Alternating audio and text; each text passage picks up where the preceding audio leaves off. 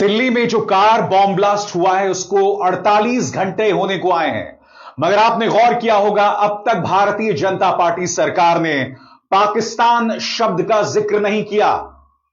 उल्टा कुछ भाजपा समर्थक रिटायर्ड फौजियों को लगाया गया है कि वो कहें कि ये इंटेलिजेंस फेलियर नहीं था।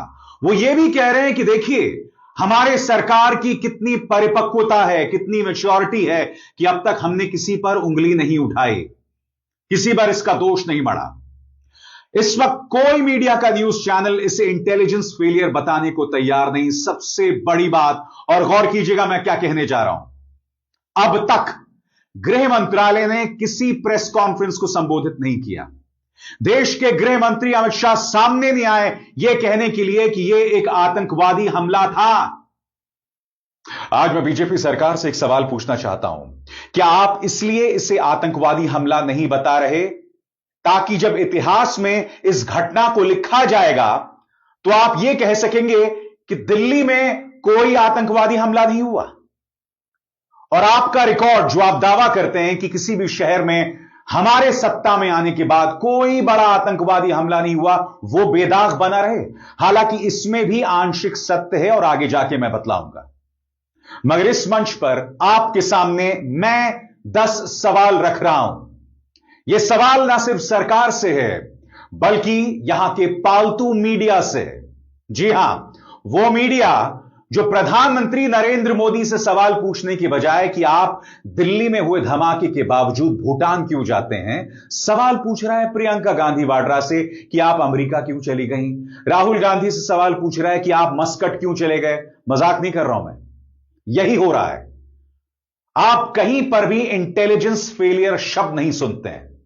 और जैसे मैंने कहा, कुछ रिटायर्ड फौजियों को लगाया गया है इस काम में कि वो सरकार का बचाव कर सकें। कैसे? कुछ देर बाद। मगर एक एक करके मेरे 10 सवाल आपके स्क्रीन पर आ रहे हैं। पहला सवाल, गौर फरमाए दोस्तों, और यह पहला सवाल है, एक्सप्लोजिव यानी बारूद से भरी कार पुलिस की नाकाबंदी से कैसे निकल गई जबकि पूरे शहर में सर्च ऑपरेशन चल रहा था? क्या दिल्ली पुलिस के चेक पॉइंट बस दिखावे के लिए थे?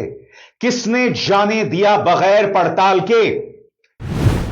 कई तरह की थ्योरी सामने आ रही हैं कि वो सुसाइड ब्लास्ट था जिसमें डॉक्टर उमर शामिल था। उसने बौखलाहट में कर दिया। क्यों? क्योंकि उसके साथी फरीदाबाद में पकड़े गए थे 2900 किलोग्राम अमोनियम नाइट्रेट के साथ। मगर यह व्यक्ति उतनी बड़ी मात्रा में विस्फोटक लेकर शहर में घूम कैसे रहा था? यह रेड फोर्ट तक पहुंचा कैसे? और उससे भी बड़ी बात जो सवाल हमें पूछना चाहिए कि वो 2900 किलोग्राम अमोनियम नाइट्रेट फरीदाबाद पहुंचा कैसे? और इस मुद्दे पर अब तक गृह मंत्रालय ने कोई प्रेस कॉन्फ्रेंस नहीं की है। और इसी से जुड़ा है मेरा दूसरा बड़ा सवाल आपके स्क्रीन पर।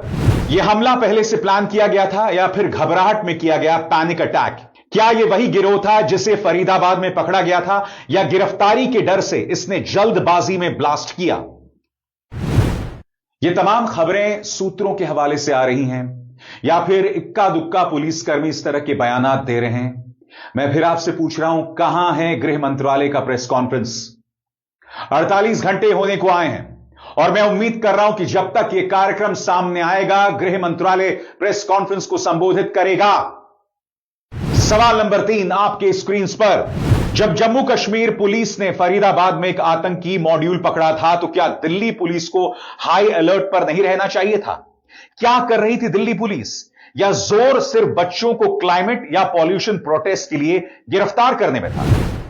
आपकी स्क्रीन पर यह तस्वीरें देखिए, किस तरह से बच्चों, औरतों, बुजुर्गों को पुलिस अपनी गिरफ्त में ले रही थी। इनका दोष सिर्फ इतना कि ये प्रदूषण के खिलाफ प्रदर्शन कर रहे थे। यह कहा जा रहा था कि आपको कोई अधिकार नहीं है इंडिया गेट में प्रदर्शन करने का। क्यों? क्योंकि यह एक सिक्योरिटी रिस्क है। मगर एक डॉक्टर उमर दिल्ली भर में अपनी गाड़ी लेकर घूम रहा था, उसे किसी ने नहीं रोका। इसीलिए यह सवाल दिल्ली पुलिस के साथ है कि आप जोर जबरदस्ती, जो लोग प्रदूषण के खिलाफ सत्याग्रही तरीके से, शांतिपूर्ण तरीके से प्रदर्शन कर रहे थे, उसको लेकर तो आप जोर जबरदस्ती कर सकते हो। मगर एक आतंकवादी दिल्ली में घूम रहा है उसको लेकर आप कुछ नहीं कर सकते हैं। दिल्ली पुलिस कटघरे में है, जो कि अमित शाह के नेतृत्व के अंतर्गत आता है। सवाल नंबर 4 आपके स्क्रीन पर।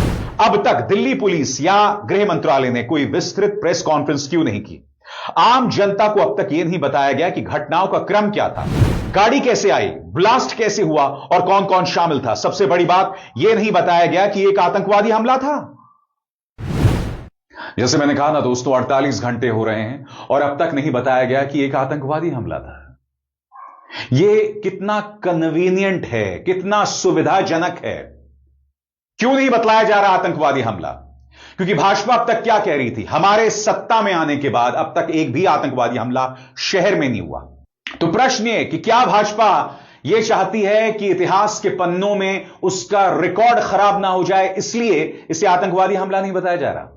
आगे, भाजपा गृह मंत्री बार बार कहते हैं कि सीमा पार से आतंक की कमर तोड़ दी गई है, तो फिर पहलगाम के बाद अब लाल किला कैसे निशाने पर आ गया? क्या इसका मतलब यह नहीं कि गृह मंत्रालय और सुरक्षा एजेंसियों की बड़ी नाकामी है? क्या अमित शाह इसकी जिम्मेदारी लेंगे? और सबसे बड़ी बात, अमित शाह ने किसकी जिम्मेदारी ली है? क्या अमित शाह ने मणिपुर की जिम्मेदारी ली है? जब आपने धारा 370 हटा दी थी और ब्लैकआउट हो गया था कश्मीर में, उसके बाद कश्मीरी पंडितों को मारा गया था, मजदूरों का पलायन हो रहा था बिल्कुल 1990 की तर्ज में। क्या गृह मंत्री से सवाल हुए? दिल्ली के दंगे हो गए, गृह मंत्री से क्या सवाल हुए बताइए? पहलगाम हमला हुआ, भाई जहां पर यह हमला हुआ था वहां पर एक भी सुरक्षाकर्मी नहीं, एक भी सुरक्षाकर्मी नहीं। सबसे बड़ी बात, 24 घंटे भी नहीं हुए थे और हमने पाकिस्तान पर उंगली उठा दी थी। उठाना भी चाहिए, क्योंकि भारत के अंदर जितने आतंकवादी हमले होते हैं पाकिस्तान उसके लिए जिम्मेदार है। मगर इस बार आपने गौर किया होगा, पाकिस्तान का नाम कोई नहीं ले रहा, कोई न्यूज चैनल नहीं ले रहा, भाजपा भी नहीं ले रही। क्यों? क्योंकि इस सरकार ने कहा था कि अगर एक और आतंकवादी हमला हुआ तो उसे एक्ट ऑफ वॉर कहा जाएगा। ऑपरेशन सिंदूर अभी बंद नहीं हुआ, यानी कि सरकार को ऑपरेशन सिंदूर दोबारा शुरू करना पड़ता। मैं नहीं जानता हूं कि भविष्य में होगा नहीं होगा, यह अलग मुद्दा है। कहने का अर्थ साफ है, पाकिस्तान का नाम पहले लिया और अब नहीं लिया, यह सवाल जनता के मन में है। और जैसे मैंने बताया दोस्तों, रिटायर्ड फौजियों को सामने लाया जा रहा है। आपके स्क्रीन पर यह हैं फौज के लेफ्टिनेंट जनरल सैयद अता हसनैन। ये इसे इंटेलिजेंस फेलियर नहीं मानते, सरकार के रवैये को बहुत परिपक्व मान रहे हैं, मैच्योर मान रहे हैं। वो कह रहे हैं कि देखिए, हमारी सरकार ने किसी पर उंगली नहीं उठाई। तो भाई पहलगाम में तो उठाई थी ना।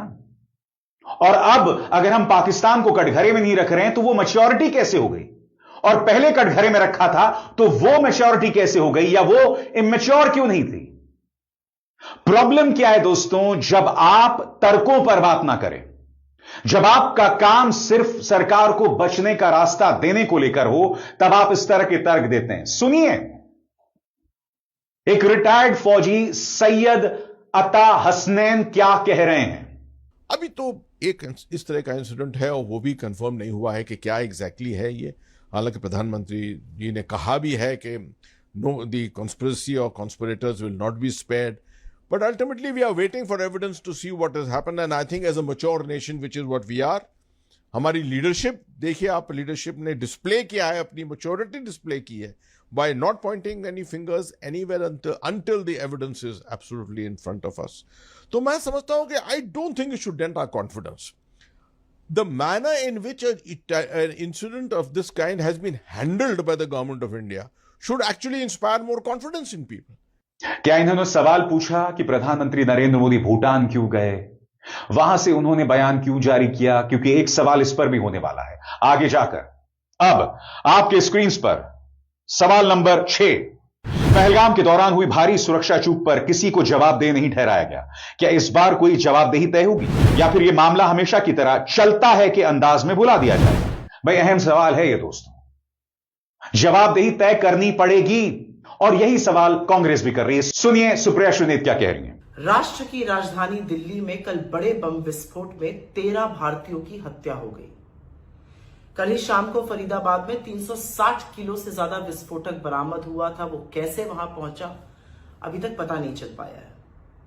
7 महीने पहले पहलगाम में एक नृशंस आतंकी हमला हुआ था जिसमें हमारे भारतीय साथी शहीद हुए थे, और अब दिल्ली में यह बम ब्लास्ट हो रहा है। आखिर किसी की जवाबदेही है? कोई जिम्मेदार है? कहां है गृह मंत्री अमित शाह और प्रधानमंत्री मोदी? पिछले 7 महीनों में 41 भारतीयों की हत्या हुई है। बड़ी बड़ी चुनावी भाषण में इतने मशगूल हैं कि उनको राष्ट्रीय सुरक्षा से कोई मतलब ही नहीं है। और अमित शाह तो बिल्कुल फेल्ड गृह मंत्री है। उनकी नाक के नीचे मणिपुर से लेकर दिल्ली दंगे, पहलगाम आतंकी हमला और अब ये बम ब्लास्ट हो रहा है। दिल्ली पुलिस किसको रिपोर्ट करती है? अमित शाह को। आईबी किसको रिपोर्ट करती है? अमित शाह को। सरहदों की सुरक्षा किसकी जिम्मेदारी है? अमित शाह की। अमित शाह को चुनावी भाषणों से ही फुर्सत नहीं है। और प्रधानमंत्री मोदी हर बार की तरह जब संकट आया तो जिम्मेदारी से मुंह मोड़कर भूटान चले गए। लेकिन बड़ी बड़ी बातें करने से आपकी विफलताएं छुपेंगी नहीं, क्योंकि भारी सुरक्षा की चूक हो रही है। और प्लीज मुझे कोई यहां पर ज्ञान मत दे कि राजनीति मत करिए। इस देश की सुरक्षा को सुनिश्चित करना, लोगों को महफूज रखना सरकार की जिम्मेदारी है। और अगर मासूम भारतीयों की हत्या होगी तो सवाल पूछे जाएंगे, जवाबदेही तय की जाएगी। क्योंकि एक बात साफ है, यह देश सुरक्षित हाथों में तो बिल्कुल नहीं है। सवाल नंबर 7 आपके स्क्रीन पर। राष्ट्रीय राजधानी में ब्लास्ट होने से कुछ ही घंटों बाद प्रधानमंत्री मोदी का भूटान रवाना होना कितना उचित था? क्या इस वक्त देश के अंदर रहकर स्थिति की मॉनिटरिंग करना जरूरी नहीं था, या फिर डिप्लोमैटिक इमेज ज्यादा जरूरी थी? यह भारतीय जनता पार्टी है दोस्तों। आजाद भारत के इतिहास में कोई भी राजनीतिक दल ऐसा नहीं था जो राजनीति को डिप्लोमेसी या कूटनीति के साथ मिला देती थी। यह नियम तोड़ा पिछले 11 सालों में प्रधानमंत्री नरेंद्र मोदी के नेतृत्व वाली भाजपा ने। पहले डिप्लोमेसी अलग रास्ते और राजनीति अलग रास्ते। भाजपा ने वोट जीतने के लिए इन दोनों को मिला दिया। सबसे बड़ी बात, प्रधानमंत्री भूटान गए। याद कीजिएगा, जब पहलगाम हमला हुआ था, प्रधानमंत्री उस वक्त किस यात्रा पर थे? उस वक्त वो सऊदी अरब की यात्रा पर थे। वापस आ गए, पहलगाम नहीं गए। कहां गए? बिहार गए। कहां गए? केरल गए। कहां गए? आंध्र प्रदेश गए। और वहां पर हंसी मजाक चल रहा था प्रधानमंत्री का। पुलवामा का हमला हुआ था दोस्तों 2019 में, याद कीजिएगा। प्रधानमंत्री कहां थे? बेयर ग्रिल्स के साथ शो कर रहे थे। उस वक्त भी इस शो को रद्द नहीं किया गया था। कोई सवाल नहीं करता प्रधानमंत्री से। मगर अडानी के न्यूज चैनल का यह पत्रकार सवाल किससे कर रहा है? यह देखिए, कह रहा है कि खबर मिली है कि प्रियंका गांधी वाड्रा अमेरिका गई हैं और राहुल गांधी मस्कट गए हैं। क्या प्रियंका गांधी वाड्रा इस देश की प्रधानमंत्री हैं? राहुल गांधी इस देश के प्रधानमंत्री हैं? प्रधानमंत्री कौन है? क्या अडानी के न्यूज चैनल के इस कायर में हिम्मत है यह सवाल प्रधानमंत्री से करने का? और सबसे शॉकिंग बात दोस्तों, सबसे शॉकिंग बात, याद कीजिएगा, एनडीटीवी के क्लिप सामने आती है। सबसे बड़ी बात दोस्तों, एनडीटीवी का जो पत्रकार है वो धमाके में जो कार का एक परखच्चा होता है, उसका एक हिस्सा होता है, वो उठाकर ले आता है और उसके साथ खेलना शुरू कर देता है। भाई वो एविडेंस है। मैं क्यों एनडीटीवी का जिक्र कर रहा हूं? क्योंकि थोड़ी देर पहले मैंने उनके एक महानुभव पत्रकार को बताया जिसमें हिम्मत नहीं है अमित शाह या प्रधानमंत्री से सवाल करने की। वो सवाल प्रियंका गांधी वाड्रा और राहुल गांधी से कर रहा है। सुनिए क्या मजाक कर रहा था अडानी का ये news channel. What a shocking thing to see. देखा जाए होता है या गाड़ी में या गाड़ी। हाँ। हमारे सहयोगी दिव्यांशु ये लेकर आए हैं। गाड़ी का एक पार्ट है जो कि यहाँ से और आगे करीब 200 मीटर दूर पड़ा होता है। दिव्यांशु ये जो आप देख रहे हैं, ये तस्वीर मैं आपको दिखा रहा हूँ। ये वाइपर है, ये वाइपर है, गाड़ी का वाइपर। ये आप देख रहे हैं गाड़ी का वाइपर है जो धमाके के बाद उड़कर गिरा है और इससे पता चल रहा है कि धमाका कितना भीषण था। आप देखिए, बिल्कुल ये दिव्यांकर लेकर आए हैं। दिव्यांकर, कहाँ मिला था ये? जी बिल्कुल, देखिए यहाँ से तकरीबन अगर धमाके वाली जगह से बात करें तो तकरीबन 300 मीटर के आसपास दूरी पर ये जो वाइपर है ये पड़ा था। तो एक बात और है कि ये देखिए कि लोहे का ये टुकड़ा जो यहाँ से कटा हुआ है, इम्पैक्ट देखिए कि लोहे का जो पूरा टुकड़ा है ये कट के अलग हो गया और ये जो वाइपर है यहाँ से अलग हुआ। अब मैं आपको दिखाता हूँ, इसमें हाथ लगा रहा हूँ। देखिए ये जो आपको देखो ये चमकीली चीजें और जो काला काला ये निकल रहा है, यही विस्फोटक का जो अंश है वो हो सकता है जिसका इम्पैक्ट काफी ज्यादा है। देखिए जो बात मुकेश आप कह रहे हैं, मैं दर्शकों को बताऊं, अगर आप इनमें से कोई सवाल नहीं करने वाला दोस्तों। अगला सवाल, 8वां सवाल, मीडिया का एक धड़ा इसे हिंदू मुस्लिम क्यों कर रहा है? इसी मंच पर मैंने आपको बताया था मुकेश अंबानी के न्यूज चैनल का यह पत्रकार जो इसे हिंदू मुस्लिम करने की कोशिश कर रहा था। एक वो गन्ना पत्रकार है, सुदर्शन न्यूज का, गोभी जैसा दिखता है, वो ही इसे हिंदू मुस्लिम कर रहा था। कोशिश लगातार जारी थी, यानी कि भाजपा का जो प्रचार तंत्र के छोटे मोटे गुर्गे हैं ना, वो दो रुपल्ली ट्रोल, उनमें और इन पत्रकारों में कोई फर्क नहीं दोस्तों। 8वां सवाल, मीडिया क्यों इसे हिंदू मुस्लिम कर रहा था, जबकि इस वक्त हमारा रवैया जिम्मेदारी भरा होना चाहिए?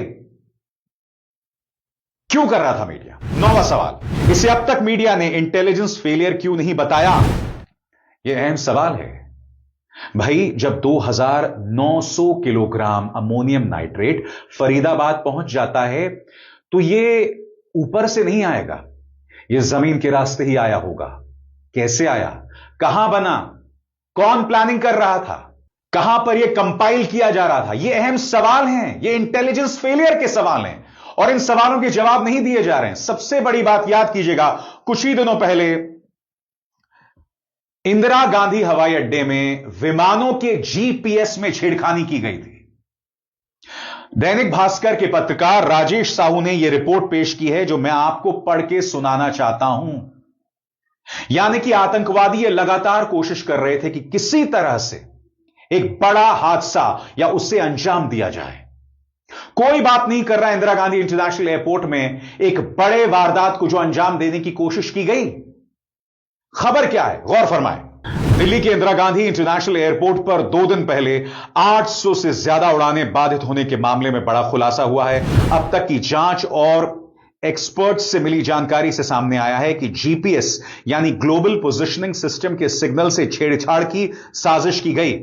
जानकारी के मुताबिक 6 से 7 नवंबर शाम लगभग 7 बजे के बीच पायलट्स को जीपीएस से फेक सिग्नल मिल रहे थे। इससे कॉकपिट स्क्रीन पर विमान की पोजीशन ही बदल गई और एक नकली तस्वीर सामने आने लगी।